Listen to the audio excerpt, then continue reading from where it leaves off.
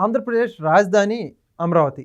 ఇది అందరికీ కూడా తెలిసినటువంటి విషయమే. అయితే ప్రస్తుతం కూటమి ప్రభుత్వం అధికారంలోకి వచ్చాక అమరావతికి సంబంధించిన పనులు శరవేగంగా కొనసాగుతున్నాయి. ఇప్పటికే చూసుకుంటే ఏపీ సిఆర్డీఏ బిల్డింగ్ కూడా అక్కడి నుంచి కార్యకలాపాలు కూడా కొనసాగిస్తూనే ఉంది. అయితే మరోపక్క రెండవ దశ భూ సమీకరణ కూడా ఖచ్చితంగా కావాల్సిందని చెప్పేసి ఒక పక్క రాష్ట్ర ప్రభుత్వం ముందుకు అడుగులు వేస్తుంది. ఇప్పటికే కొన్ని గ్రామాల్లో ఆ రెండవ దశకు సంబంధించిన భూ సమీకరణ కూడా వేగవంతంగా జరుగుతుంది. అసలుకి మిగతా రెండవ దశ భూ సమీకరణ ఎందుకు అవసరం అని చెప్పేసి కొంతమంది అయితే ప్రశ్నిస్తుంటారు పరిస్థితి. మరి ఇదే ప్రశ్నకి సమాధానం తెలుసుకోవడానికి మనతో ఉన్నారు ప్రముఖ సామాజిక విశ్లేషకులు డాక్టర్ గడ్డిపాటి శ్యాంప్రసాద్ గారు. సార్ నమస్కారం. నమస్తే సార్, ఇప్పటికే చూసుకుంటే ఆంధ్రప్రదేశ్ రాష్ట్ర చరిత్రలోనే ఎన్నడూ లేని విధంగా దాదాపుగా 33,000 ఎకరాల భూమిని స్వచ్ఛందంగా 2014 నుంచి 19 మధ్య ఎప్పుడైతే నారా చంద్రబాబు నాయుడు గారు ఆంధ్రప్రదేశ్ రాజధాని అమరావతి అని చెప్పేసి ప్రకటించడంతో అక్కడ రాజధాని పరిధిలో రైతులందరూ కూడా స్వచ్ఛందంగా ఇచ్చారు, చరిత్రలో లేని విధంగా. అయితే ఇప్పుడు రెండో దశ భూ సమీకరణ కూడా ముఖ్యం అని చెప్పేసి నారా చంద్రబాబు నాయుడు భావించి రెండో దశ భూ సేకరణ కూడా జరుగుతూ ఉంది ప్రస్తుతం. కానీ చాలామంది ఎందుకని ఒక రకంగా ప్రశ్నలు వస్తున్నాయి. కొంతమంది రైతుల్ని మభ్యపెట్టే పరిస్థితిలో కూడా ఉన్నారు. గతంలో రైతులు మాదిరి ఇబ్బంది పడుతూ ఉంటున్నారు. అసలు రైతులు గతంలో ఏ ఇబ్బందులు పడ్డారు, ఇప్పుడు రెండో దశ భూ సేకరణ వల్ల ఏంటి లాభాలు? భూ సేకరణ కాదు, భూ సమీకరణ. భూ సమీకరణ అంటే ల్యాండ్ పూలింగ్ అనమాట. విన్ విన్ సిచ్యువేషన్ రైతులకి, ప్రభుత్వానికి. మన ఆంధ్రప్రదేశ్ డివిజన్ అయిపోయిన తర్వాత 2014లో కొత్తగా ఏర్పడిన రాష్ట్రానికి రాజధాని అనేది ఎక్కడ పెట్టాలనేది చాలా థింక్ చేశారు. థింక్ చేసిన సమయంలో 13 జిల్లాలు ఉన్నాయి కదా, 13 జిల్లాల్లో 6 జిల్లాల పైన 6 జిల్లాల కింద గుంటూరు జిల్లా మధ్యలో వచ్చిందనమాట. అందుకని మధ్య ప్లేస్ మంచిదని అది ఇప్పుడు ప్రస్తుతం ఉన్న అమరావతి ఏరియాని రాజధానిగా సెలెక్ట్ చేశారు అందరూ కలిసి. అప్పుడు ప్రతిపక్ష నాయకుడిగా ఉన్న జగన్మోహన్ రెడ్డి గారు కూడా అసెంబ్లీలో ఈ 30,000 ఎకరాలు గుంటూరు విజయవాడ మధ్యలో ఉంటే మంచిదే, ఇంకా కాదు ఈ ల్యాండ్ కంటే కూడా ఇంకెక్కువ ల్యాండ్ వస్తే ఇంకా మంచిది, చేస్తే చాలా మంచిదని ఆయన కూడా అసెంబ్లీ సాక్షిగా చెప్పిన తర్వాత రైతులందరూ 33,000 ఎకరాలు ఇచ్చారు. 29,000 మంది అనమాట, 29 గ్రామాల నుంచి. అందరూ ఎక్కువగా శాతం అంటే 20,000 ఎకరాలు మనిషి ఎకరము 2 ఎకరాలు వాళ్ళే ఎక్కువగా ఇచ్చింది. 20 ఎకరాలు 10 ఎకరాలు ఉన్నాడు వెరీ ఫ్యూ పీపుల్ అనమాట. అలా ప్రపంచంలోనే ఇంత సక్సెస్ఫుల్గా ల్యాండ్ పూలింగ్ జరిగింది ఆంధ్రప్రదేశ్లోనే. అది ముఖ్యంగా చంద్రబాబు నాయుడు గారి మీద ఉన్న విశ్వాసంతో, ఆయన మీద నమ్మకంతో, ఆయన చేస్తాడనే ధైర్యంతోనే ఇచ్చారనమాట. ఇక్కడ అమరావతి వస్తే మా పొలాలన్నీ పెరుగుతాయి. ఎందుకంటే వాళ్ళు ఒక ఎకరం ఇచ్చారనుకోండి, 1000 గజాలు రెసిడెన్షియల్, 250 కమర్షియల్ అట్లా ఇచ్చారనమాట. మిగతాదంతా ఇన్ఫ్రాస్ట్రక్చర్కి వాడుకుని ఇలా చేశారు. ఈ 33,000 ఎకరాలు కాక దగ్గర దగ్గర 20,000 ఏకర్స్ గవర్నమెంట్ ల్యాండ్స్ ఉన్నాయి. ఫారెస్ట్లు కానీ లేకపోతే అన్ని రకరకాలుగా ఉన్నాయి అన్నమాట. ఈ 33,000 ఎకరాల్లో ఇన్ఫ్రాస్ట్రక్చర్ ఏర్పరచాలి. ఇన్ఫ్రాస్ట్రక్చర్ అయిపోతే 7,000 ఎకరాలు మాత్రమే ప్రభుత్వం చేతిలోకి ఉంటున్నాయి అనమాట. ఆ 7,000 ఎకరాలకి ఇప్పుడు ఆల్రెడీ చాలా యూనివర్సిటీస్కి ల్యాండ్స్ ఇచ్చారు. 200 ఎకరాలు విట్టు, 200 ఎకరాలు ఎస్ఆర్ఎం అని, తర్వాత రకరకాల ఎన్ఐడి అని, అమృతమయ్య అని, దగ్గర దగ్గర 1000 ఎకరాలు దానికే పోయినాయి. అంటే రోడ్స్కి పోతాయి, లేకపోతే కాలువలు, కొండవీటి వాగు, పాలవాగు, అలా గ్రావిటీ కెనాలు, అలా డిఫరెంట్ ఏరియాస్లో చెరువులు, వీటికే చాలా ప్లేసెస్ పోయినాయి అనమాట. కాబట్టి ల్యాండ్ అనేది చాలా ఇన్సఫిషియెంట్గా అనిపించింది ఇప్పుడు. ఎందుకంటే డిమాండ్ ఎక్కువైంది ల్యాండ్కి. అక్కడ ల్యాండ్ తక్కువ ఉంది, ఎక్కువ మంది అడుగుతున్నారు. ఇప్పుడు ఇండియాలో ఉన్న బ్యాంకులన్నీ వచ్చి మన శంకుస్థాపన చేసి బ్యాంకులు పెడుతున్నారు. అలాగే XLRI వస్తుంది, అలాగే ESI హాస్పిటల్ వస్తుంది, అట్లాగే బిట్స్ పిలానీ వస్తుంది. అలా ఒకటి కాదు, ఇప్పుడు ఇది medical and health, medical and education అంటే విద్య వైద్యానికి సెంటర్ అవుతుంది అమరావతి. ముఖ్యంగా all India institute of medical sciences already establish అయ్యి ఉంది. ఆల్రెడీ ESI వస్తుంది. ఆల్రెడీ బసవతారకం క్యాన్సర్ హాస్పిటల్కి ఫౌండేషన్ స్టోన్ వేశారు. అలాగే ఇప్పుడు SLRIను బిట్స్ పిలానీ 2 కూడా వస్తున్నాయి. Highly advanced courses, artificial intelligence related courses అనమాట. అలాగే మరి అమరావతిలో మరి క్వాంటమ్ వాల్యూ వస్తుంది, అది కూడా ఒక ఎడ్యుకేషనల్ హబ్బే. ఎందుకంటే ఇప్పుడు ఆల్రెడీ డిసెంబర్ నుంచినే ట్రైనింగ్ బిగిన్ చేశారు 5,000 మందికి. దాంట్లో 3,000 మందికి పీక్ బాగా హైలీ క్వాలిఫైడ్ పీపుల్ని కూడా ట్రైన్ చేయబోతున్నారు. భారతదేశం మొత్తంలో సెలెక్ట్ చేసుకున్నారు అన్నమాట ఆన్లైన్ కోర్సెస్. ఇలా అది ఒక ఎడ్యుకేషనల్ హబ్ అవుతుంది. అట్లాగే హెల్త్కి కూడా హబ్బే. All India institute of medical sciences అంటే ఎంత ఎస్టాబ్లిష్డో తెలుసు. SRM వీళ్ళు కూడా మెడికల్ కాలేజ్ పెట్టడానికి రెడీ అవుతున్నారు. కాబట్టి ఇది మెడికల్ అండ్ ఎడ్యుకేషన్ హబ్గా తయారవడానికి అవకాశం ఉంది అమరావతి. దానికోసమని 25,000 మంది స్టూడెంట్స్ ఆల్రెడీ ఉన్నారు అమరావతి ఏరియాలో. పాపులేషన్ చాలదేమో, 10 lakhs పాపులేషన్ ఎట్లా అవుతుందా, అమరావతిలో గోస్ట్ సిటీ అవుతుందా అని మేధావులు చాలామంది అంటున్నారు అనమాట.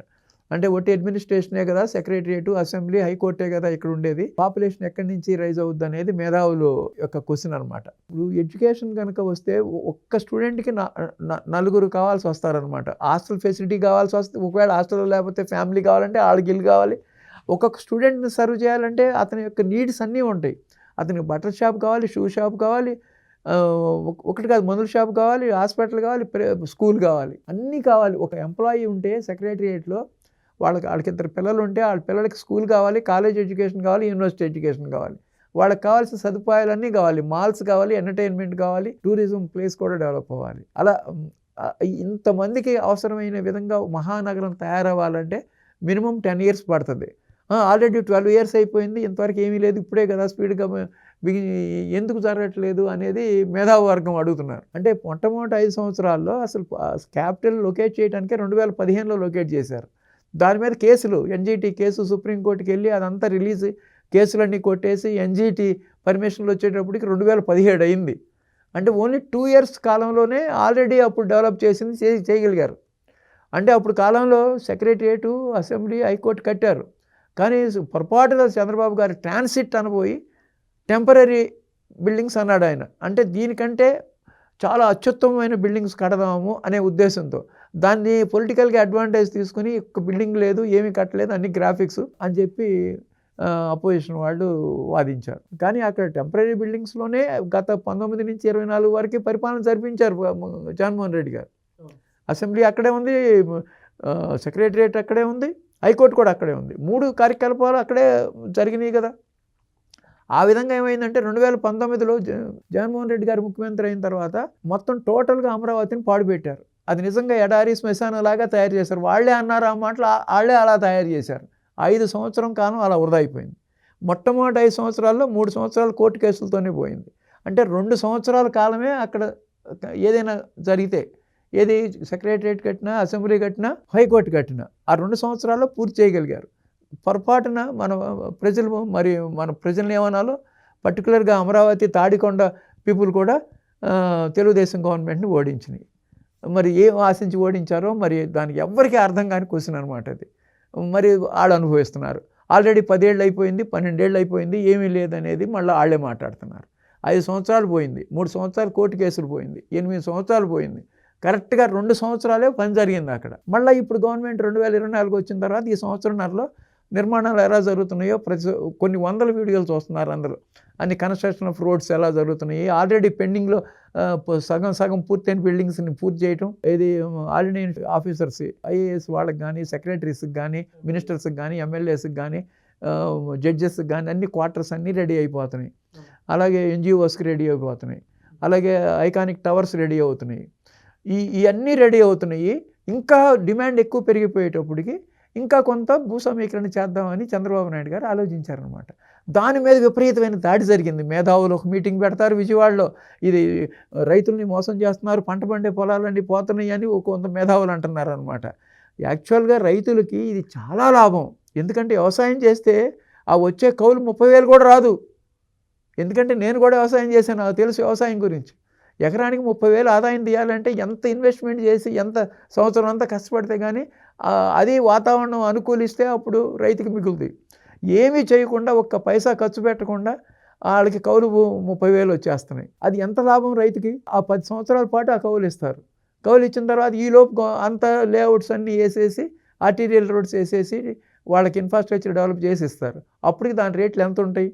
వాళ్ళ అమరావతిలో రేట్లు 40,000 నుంచి 60,000, 70,000 వరకు ఉన్నాయి ప్లేస్ని బట్టి గజం. వీళ్ళు అమ్ముకుంది ఎంత? అసలు అమరావతి అనే రాజధాని రాకముందు పొలం ఎంత? 15 నుంచి 20 లక్షల రూపాయలు ఉన్న పొలం ఇవాళ అమ్ముకుంటే ఎకరానికి 4 కోట్లు 5 కోట్లు వస్తాయి అన్నమాట. రైతులు ఎక్కడా నష్టపోలే, రైతులకు లాభమే. ఇవాళకి కూడా రైతులందరూ చాలా సుముఖంగా ఉన్నారు. గవర్నమెంట్ మా విలేజ్లో ల్యాండ్ తీసుకోండి, మా విలేజ్లో ల్యాండ్ తీసుకోండి అని అడుగుతున్నారు అనమాట. ముఖ్యంగా 2వ విడత, 3వ విడత, 4వ విడత కూడా సమీకరణ చేయొచ్చు. Depends upon the demand. Demand ఉంటేనే కదా. లేకపోతే ఊరిని తీసుకుని గవర్నమెంట్కి ఏమొస్తుంది? కాదు, చంద్రబాబు నాయుడు గారి బినామీలు, వాళ్ళ కులం సంబంధించిన వాళ్ళు, ఇది కమరావతి భ్రమరావతి అని వాళ్ళ కులం సంపాదించిన వాళ్ళందరూ కొనుక్కుంటున్నారు, వాళ్ళ కోసమే ఇదంతా అని చెబుతున్నారు. మరి మీరేమో అమరావతి సక్సెస్ అవ్వదు, అమరావతి గోస్ట్ సిటీ అంటున్నారు ఒక సైడు. అమరావతి గోస్ట్ సిటీ అయితే వీళ్ళకి లాభాలు ఏమొస్తాయి మరి వీళ్ళు కొనుక్కుంటే? రెండు కాంట్రవర్షియల్ పాయింట్స్. అమరావతి అనేది సక్సెస్ అయితేనే కదా అక్కడ ల్యాండ్స్ ఒకవేళ చంద్రబాబు నాయుడు గారు బినామీలు కొనిపెట్టినా ఉపయోగపడేది. అమరావతి సక్సెస్ కాకపోతే ఆ ల్యాండ్స్ వల్ల ఉపయోగం ఏముంటుంది వాళ్ళకి? అది కాంట్రవర్షియల్ స్టేట్మెంట్స్ అనమాట ఇవి. ఏంటి అమరావతి అసలు ఎందుకు పనికిరాదు, అనవసరంగా తీసుకొచ్చి 1,00,000 కోట్లు ఇన్వెస్ట్ చేస్తున్నాడు ఇక్కడ అనేది వాడు చేసే కామెంట్స్. మరి ఎందుకు పనికిరాని దాంట్లో ఆయన ఎందుకు చేస్తాడు అనేది రెండు కాంట్రవర్షియల్ స్టేట్మెంట్స్ అనమాట. ప్రస్తుతానికి ఎక్స్పాన్షన్ చేయటం అనేది చాలా మంచిది. ఎందుకంటే ఇప్పుడు ఎరుబారు నుంచి నంబూరికి రైల్వే ట్రాక్ వేస్తున్నారు. దాన్ని నేషనల్ లెవెల్లో టాప్ మోస్ట్ రైల్వే స్టేషన్ కట్టబోతున్నారు. దానికి ఇన్ని 100 ఎకరాల రైల్వే స్టేషన్కి ఎందుకు? ఎక్కడ 200 ఎకరాలు 100 ఎకరాల కంటే కూడా ఎక్కడ రైల్వే స్టేషన్ లేదనేది ఒక విమర్శ అనమాట. కానీ ఇప్పుడు పూర్వకాలంలో ఎట్లా ఉంటే అట్లా ఉన్నాం మనము. ల్యాండ్ లైన్ వాడుకున్నాం, ల్యాండ్ లైన్ కూడా లేని స్టేజ్లో కూడా ఉన్నాం. ఇవాళ ప్రతి ఒక్కరి చేతిలో 2 సెల్ ఫోన్స్ ఉన్నాయి, ప్రతి ఒక్కరికి నెట్ ఉంది. ఇప్పుడు ఆ ఫెసిలిటీస్ అన్ని ఇటు వరకు ఉన్నాయా? అలాంటి అత్యంత అద్భుతమైన రైల్వే స్టేషన్ ఎన్ని రకాల ఫెసిలిటీస్ ఇస్తారు? మనుషుల కోసం కాదు, అక్కడ ఏమన్నా తయారు చేసి కర్మాగారాలు పెడతారేమో, ఎన్ని రకాలు పెడతారు, ఆయన ప్లాన్ ఆయనకు ఉంటాయి. అలాగే ఎయిర్పోర్ట్ ఒకటి పెట్టాలని చూస్తున్నారు, స్పోర్ట్స్ కాంప్లెక్స్ పెట్టాలని చూస్తున్నారు. ఇంకా ఆలోచించిన కొద్దీ అభివృద్ధి చేసుకుంటూ వెళ్తారు. డిమాండ్ ఉన్నప్పుడే కదా సమీకరణ చేసేది. డిమాండ్ లేనప్పుడు అనవసరంగా సమీకరణ ఎందుకు చేస్తారు? వాళ్ళకు కూడా ఏమైనా పని లేదా ఏంటి? ఆయనకి ఏమైనా ల్యాండ్ అంతా తీసుకుని ఆయన తినేస్తాడా? ఆయన బినామీలకు ఇస్తారా? ఒకవేళ సక్సెస్ కాకపోతే ఏం పెట్టకపోతే ఆ ల్యాండ్కి వాల్యూ ఏముంటుంది? అక్కడ ఎయిర్పోర్ట్ వస్తే వాల్యూ ఉంటుంది, అక్కడ రైల్వే స్టేషన్ వస్తే వాల్యూ ఉంటుంది, అక్కడ ఏదైనా స్పోర్ట్ కాంప్లెక్స్ వస్తే వాల్యూ ఉంటుంది, అక్కడ ఏదైనా యూనివర్సిటీస్ వస్తే వాల్యూ ఉంటుంది. ఏమీ లేనప్పుడు, వాల్యూ లేనప్పుడు వీళ్ళ బినామీలు మాత్రం ఏం చేసుకుంటారు? ఆ ల్యాండ్ ఒకటి బ్యారన్ ల్యాండ్గా మిగిలిపోద్ది. డిమాండ్ ఉంటేనే ఏదైనా సరే. ఇప్పుడు ప్రస్తుతం డిమాండ్ ఉంది కాబట్టే అమరావతికి సెకండ్ పూలింగ్లో వెళ్తున్నారు. ఎందుకంటే ఇది మున్సిపాలిటీ అయిపోద్ది అనే మాట చాలా తప్పు. ఎందుకంటే ఐకానిక్ టవర్స్ వస్తున్నాయి, బ్రహ్మాండమైన అసెంబ్లీ వస్తుంది, బ్రహ్మాండమైన హైకోర్టు వస్తుంది, బ్రహ్మాండమైన క్వార్టర్స్ వస్తున్నాయి. అసలు ఆర్టీరియల్ రోడ్స్ కానీ ట్రంక్ రోడ్స్ కానీ బ్రహ్మాండంగా వేస్తున్నారు. అన్ని సరస్సులు వస్తున్నాయి, టూరిజం ప్లేసు, గార్డెన్స్ అసలు ఊహకు అందని విధంగా వస్తుందన్నమాట 50,000 ఎకరాల్లోనే. కాకపోతే ఎక్స్పాన్షన్ ఏంటంటే ఎయిర్పోర్టు, రైల్వే స్టేషను, ఇంకా ఎయిర్పోర్ట్ గురించి చెప్పుకోవాలంటే చాలా పెద్ద డిస్కషన్ అది. ఇంతవరకు ఇవాళ చంద్రబాబు నాయుడు గారు చేసే రెండో భూ సమీకరణ చాలా మంచి. డిమాండ్ ఉంటేనే కదా సమీకరణ. ఆయనకన్నా పిచ్చి పెట్టి సమీకరణ చేస్తారా? ఆయన ఏం చేసుకుంటాడు? అడిషనల్ ల్యాండ్ దాన్ని డెవలప్ చేయడానికి 3 కోట్లు అవుతాయి. ఈ దీంట్లోనే సెల్ఫ్ సఫిషియెంట్ రాజధాని. అది సెల్ఫ్ సఫిషియెంట్ రాజధానికి మనమేం ఇన్వెస్ట్ చేయక్కర్లా. ఇవాటి వరకు ఖజానా మన ఆంధ్రప్రదేశ్ రాష్ట్ర ప్రభుత్వం నుంచి ఒక ఖజానా నుంచి ఒక పైసా తీయలే. ఈ మొత్తం డబ్బు అంతా సెంట్రల్ గవర్నమెంట్ హెల్ప్తో ఏడీబీ నుంచి కానీ, వరల్డ్ బ్యాంక్ నుంచి కానీ, రకరకాల బ్యాంక్స్ నుంచి, హుడ్కో నుంచి కానీ రకరకాలుగా తీసుకొస్తున్నారు. ఇవన్నీ కూడా కొంత ల్యాండ్ అమ్ముతారు. ఇప్పుడు ఎక్స్పాన్షన్ జరిగింది అనుకోండి, కొంత ల్యాండ్ అట్టా కూడా వస్తుంది. ఇప్పుడు 10,000 ఎకరాలు చేస్తే మనకి గవర్నమెంట్కి వచ్చేది 2,000 ఎకరాలు 3,000 ఎకరాలు. ఆ 3,000 ఎకరాలు అమ్ముకుంటారు, దీన్ని లోన్స్ కట్టేస్తారు. అది ఆయన యొక్క విజన్. చూద్దాం ఏం జరుగుద్దో. కానీ రెండో సమీకరణ చేయటం మంచిదే. డిమాండ్ ఉంటే 3 చేయొచ్చు, 4 చేయొచ్చు, 5 చేయొచ్చు. కంటిన్యూస్గా అప్ టు గుంటూరు వరకు కూడా సమీకరణ చేసుకుంటూ వెళ్ళొచ్చు అనమాట. ఆ సమీకరణలో ఎట్టి పరిస్థితుల్లో తప్పు లేదు, రైతులకు ఉపయోగం కానీ నష్టం మాత్రం లేదు. ఓకే, మొత్తానికి రెండో భూ సమీకరణ గురించి చాలా చక్కగా చెప్పారు sir. Thank you. Please subscribe to Leo news for more videos.